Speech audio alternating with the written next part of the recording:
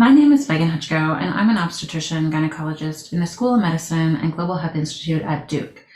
I'll be presenting my project entitled Peer Navigation to Increase Uptake of Cervical Cancer Prevention in Western Kenya. In 2018, I became the founding director for the Center for Global Reproductive Health at Duke, which serves as a home for research, programmatic, and advocacy work in East Africa.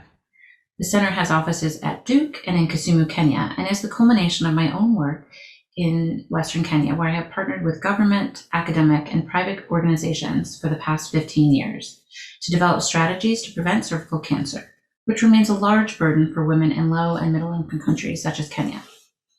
While advances in prevention technologies have made elimination a realistic goal for many high-income countries, low-income countries have barriers to implementation of the effective screening and vaccination programs. The World Health Organization set an ambitious goal to eliminate cervical cancer as a public health issue in the next century.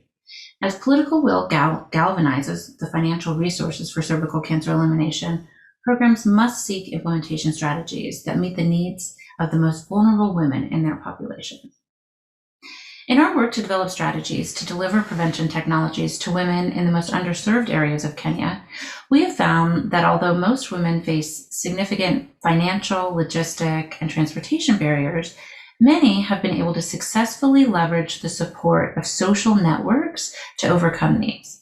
Moreover, women who have successfully completed their screening cascade felt empowered and expressed a desire to use their experience to help their peers understand and navigate the system.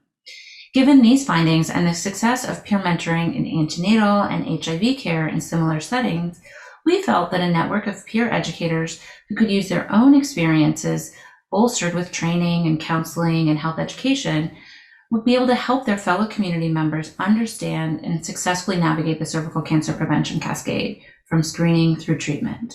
So women helping women. In fact, peer mentorship has always been a part of our outreach strategy in our cervical cancer prevention programs. This is a poster we developed many years ago in which women who were screened volunteered to be part of our mobilization campaign, Women Helping Women.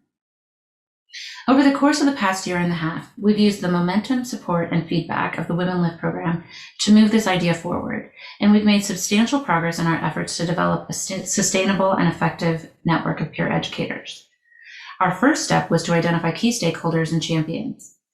Because of our long-standing relationship with the government, as well as their commitment to providing healthcare to everyone in the communities, we sought a primary partnership with the government county health management teams and have engaged private and nonprofit partners as necessary and in the future as we see beneficial.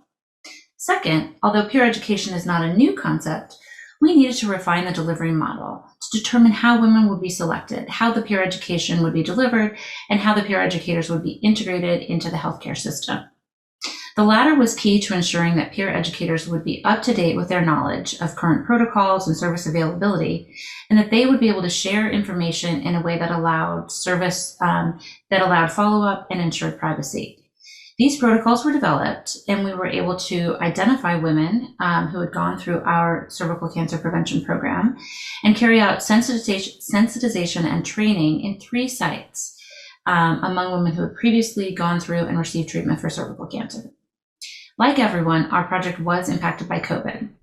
While Kenya enacted strict restrictions that limited the team's ability to gather, and of course made us rethink a door-to-door strategy, the upheaval in the social and healthcare system has prompted a renewed examination of how healthcare services are delivered and more of an openness to innovative ideas. One result of this is a new partnership with the government to pilot vaccine awareness and delivery in our outreach settings and use some of the peer educators to talk to women and their daughters about vaccination. Another incredibly exciting development is the countywide adoption of a mobile app named MSADA, which was developed by a team of Duke students to assist with patient counseling and tracking for community-based HPV testing campaigns. We are honored to be part of the scale-up that will put MSADA into the hands of over 1,000 community health volunteers by the end of this year, and are going to be working on a modified version to support our peer educators. Finally, the intersection of COVID, the WomenLift journey, and this leadership project has also prompted some deep reflection on the US's and my own role and contribution to global health. As we sought to develop and launch a strategy that will meet women often the most vulnerable women, where they are, I did not travel to Kenya once. My team, in partnership with the government, listened to women to identify their needs and really worked to understand the local context, adapt our messaging, and set the project in motion. My role was to secure funding and provide a little project management support and maybe a nudge every now and then.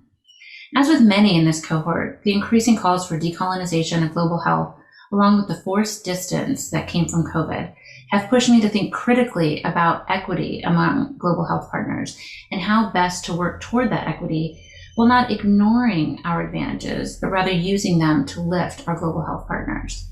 I then think that may be one of the biggest lessons I've learned through this journey, and I look forward to taking that with me as I continue through my leadership pathways in global health. Thank you.